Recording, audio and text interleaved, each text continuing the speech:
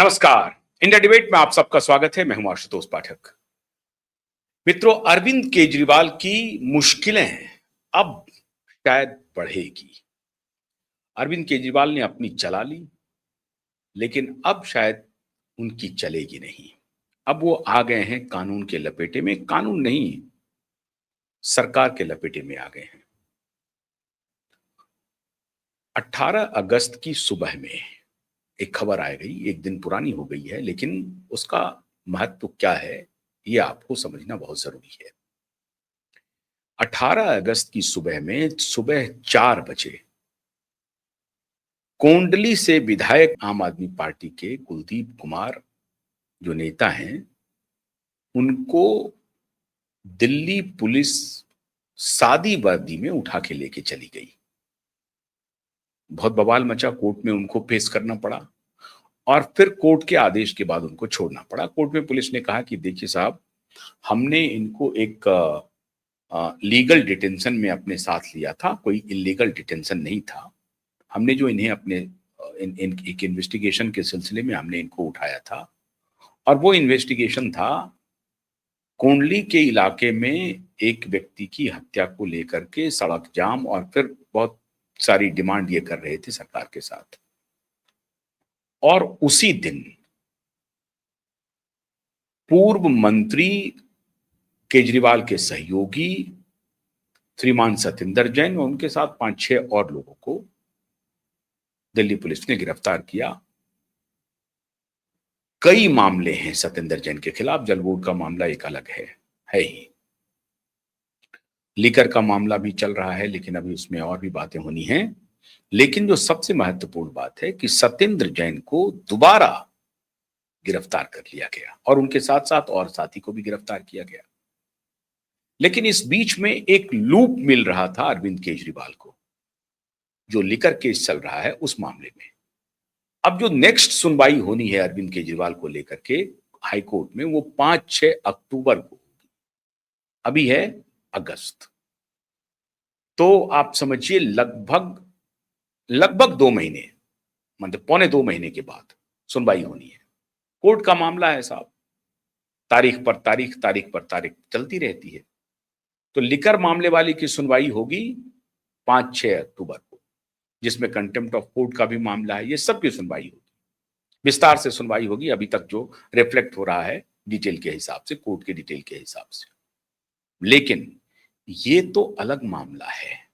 Court में जो उनकी सुनवाई होनी है वो तो होगी ही होगी।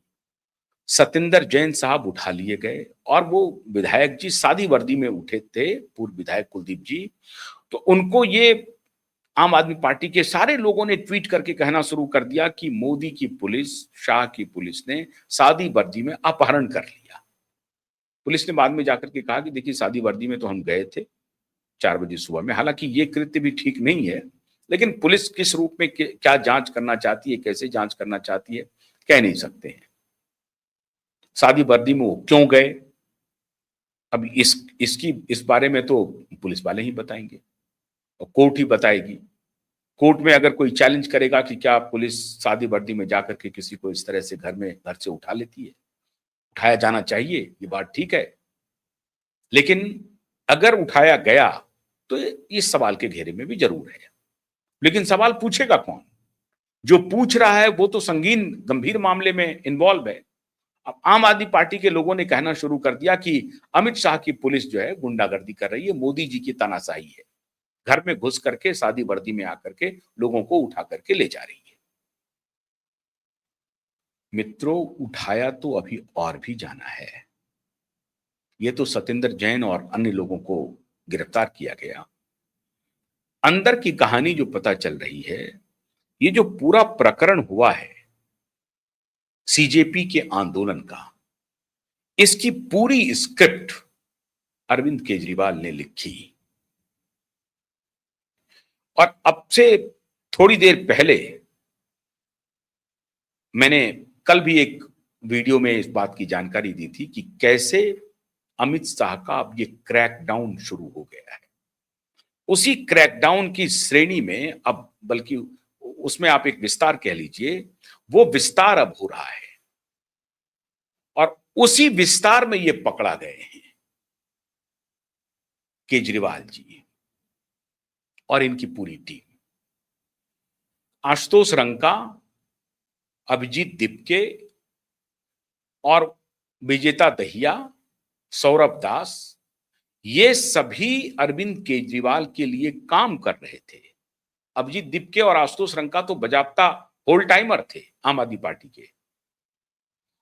2020 के चुनाव में और उसके बाद के चुनाव में, अभी 2025 में भी जो चुनाव हुआ है जिसमें दिल्ली सरकार गई है केजरीवाल की, उस वक्त तक, सरकार में रहते हुए तक, दिपके, अभिजीत दिपके इनके सोशल मीडिया प्रभारी थे।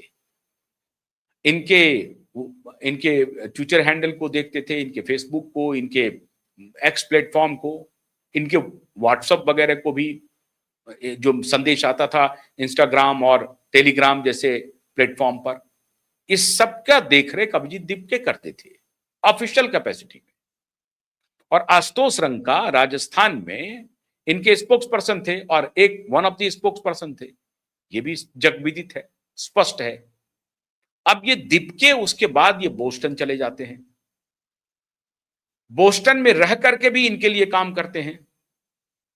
आशुतोष रंका एलएसी से रिलेशन रखते हैं, एलएसी से पढ़ लिख करके आते हैं, अब यहां पे ये काम चल रहा है। सौरभ दास का नॉर्वे कनेक्शन डिक्लेयर्ड हो चुका है। ये वही सौरभ दास है जिन्होंने स्वर्णकांता शर्मा, जस्टिस स्वर्णकांता शर्मा के पुत्र और पुत्री के डिटेल निकाल करके लाए थे और उन्होंने आरटीआई से पता किया था, और उस आरटीआई का इस्तेमाल श्रीमान अरविंद केजरीवाल ने किया था। यह भी स्पष्ट हो गया है। अब आप कह सकते हैं कि भाई आरटीआई लगाने का तो किसी को अधिकार है, कोई ले आरटीआई निकाल करके सूचना दे दे, क्या दिक्कत है? अगर कोई व्यक्ति आम आदमी पार्टी के लिए काम कर ही रहा है तो क्या दिक्कत है? बिल्कुल ठीक कह सकते हैं आप, बिल्कुल आपका कहना ठीक है कि आम आदमी पार्टी के लिए काम करना कोई बुरी बात तो है नहीं। जैसे भारतीय जनता पार्टी के लिए बहुत सारे लोग काम करते हैं, कांग्रेस के लिए काम करते हैं, अन्य पार्टी के लिए काम करते हैं, तो ये अगर आम आदमी पार्टी के लिए काम कर रहे हैं तो बुरी बात क्या है, ये सवाल उठ सकता है। बिल्कुल बुरी बात नहीं है। बुरी बात यह है कि आम आदमी पार्टी के लिए काम करने वाले लोगों का सोरोस कनेक्शन क्या है, आम आदमी पार्टी के लिए काम करने वाले लोगों का रॉकफेलर और Bill Gates, Melinda Gates foundation connection क्या है, फोर्ड फाउंडेशन कनेक्शन क्या है, और फिर उनका जो कनेक्शन है उसका फिर सोशल मीडिया में क्या कनेक्शन है, यह स्पष्ट हो चुका है। ठाकुर फाउंडेशन से जो पैसे आ रहे हैं सौरभ दास को, वो पत्रकारिता के लिए नहीं आ रहे हैं।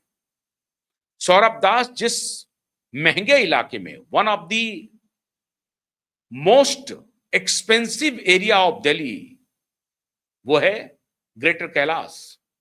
ग्रेटर कैलाश में सौरभ दास का आवास है। अब वो लाख रुपया रेंट है, 2 लाख रुपया रेंट है, 5 लाख रुपया रेंट है, भगवान जाने। अब ये तो उनको बताना पड़ेगा। मीडिया में तो चल रहा है कि 9,000 स्क्वायर फीट के घर में रह रहे हैं वो।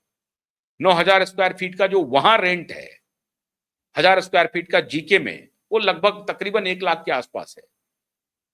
अब जीके में अगर 1 लाख 9,000 स्क्वायर फीट के किसी मकान में सौरभ दास रह रहे हैं तो जाहिर है 9 लाख रुपए होगा। अब वो रेंट एग्रीमेंट वो लोगों को दिखा नहीं रहे हैं, और अभिजीत दिपके अपनी डिग्री नहीं दिखा रहे हैं। सौरभ दास अपने बैकग्राउंड के बारे में बताना नहीं चाहते हैं। नॉर्वे से उनका क्या कनेक्शन है ये अब लोगों को पता चल गया है। जिस जर्नलिस्ट ने मोदी को सवाल पूछा था, उस जर्नलिस्ट के गैंग में भारत की 2-3 जर्नलिस्ट हैं जिसको ठाकुर फाउंडेशन से मदद मिल रही है, भाया सौरभ दास। ये भी स्पष्ट हो चुका है। और ये सभी लोग आम आदमी पार्टी के लिए काम कर रहे हैं। तो ये पूरा षड्यंत्र, जो अंतरराष्ट्रीय षड्यंत्र है, वो आम आदमी पार्टी से स्पष्ट हो रहा है। एक तरफ तो ये कंप्लीट फाइनेंशियल करप्शन में इन्वॉल्व है ये पार्टी, और ये विदित है। अभी आम आदमी पार्टी के श्रीमान अरविंद केजरीवाल जी का एक वीडियो वायरल हो रहा है, जिस वीडियो में उनको एक तथाकथित जातिवादी पॉडकास्टर जो है वो अपने इंटरव्यू में बुलाते हैं और उनको पूछ रहे हैं कि आपके घर में जो फंक्शन होते हैं, माता पिता का पैर छूना और जो पर्सनल आप फंक्शन करते हैं, उसका कोई फोटो शॉप तो नहीं करते हैं, फोटो ऑप्स तो नहीं करते हैं, शॉप नहीं, फोटो ऑप्स, फोटोशॉप ही समझिए, इनका हर चीज फोटोशॉप है, तो फोटो ऑप्स नहीं करते हैं। अरविंद केजरीवाल जी कहते हैं कि नहीं नहीं नहीं, I don't believe in photo ops, मैं फोटो और शोशाबाजी में यकीन नहीं करता हूं। जो मेरा पर्सनल मामला है, जो मेरे घर का मामला है, माता पिता को पैर छूना, पूजा पाठ करना, हनुमान मंदिर जाना, लक्ष्मी पूजा करना, इस सब का मैं फोटो ऑप्स के लिए नहीं करता हूं, मेरा उसमें कोई बिलीव नहीं है। और बगल में ये अपने पिताजी को, अपनी माता जी को जो वोट दिलवाने के लिए जा रहे हैं, घर में कहीं निकल रहे हैं तो उसका वीडियो बना रहे हैं, फोटो बना रहे हैं, हर चीज का फोटो और वीडियो चल रहा है।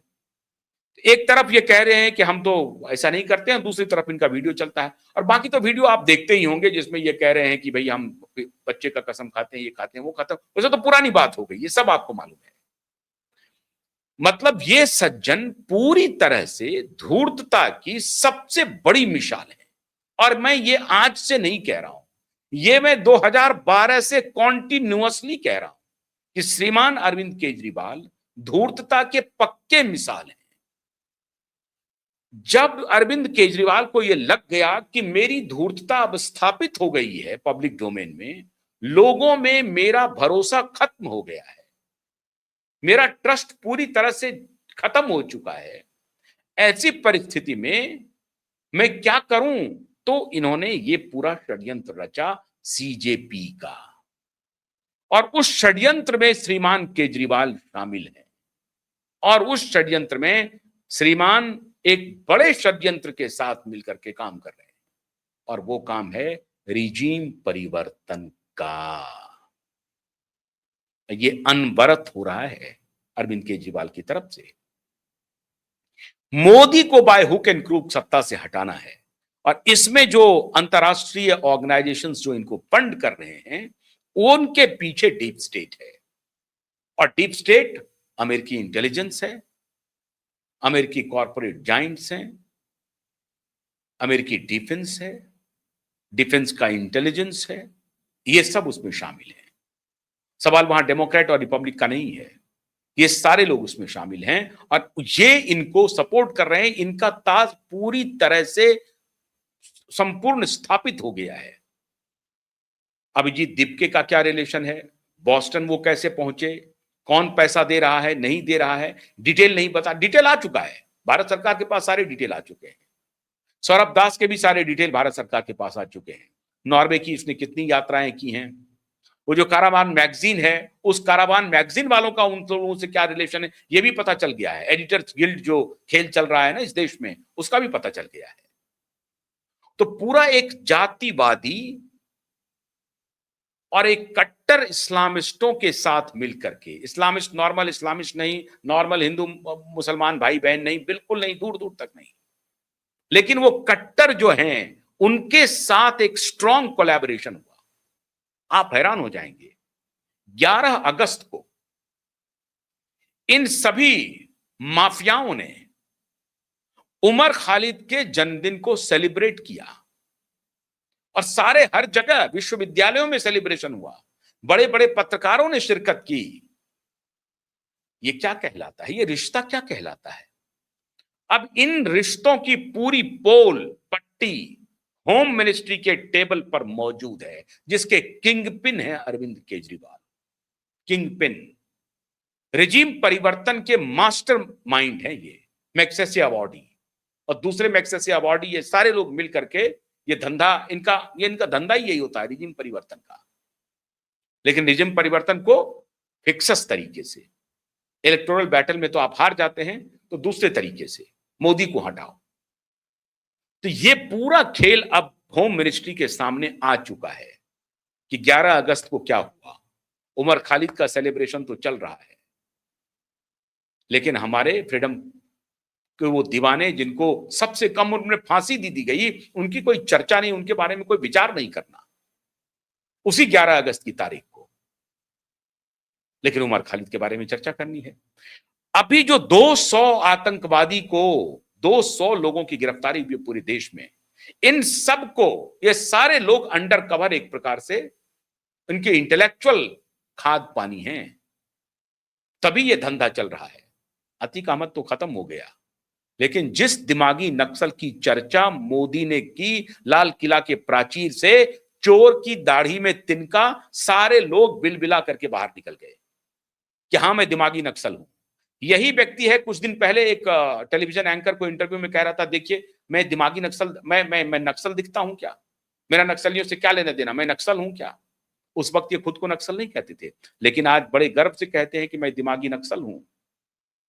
और एक एक जो दिमागी नक्सली है वो एक उपन्यासकार का बजाबता किताब कोट करते हुए लिख रहे हैं कि 50 किताबें उन्होंने लिखी पटनायक जी ने।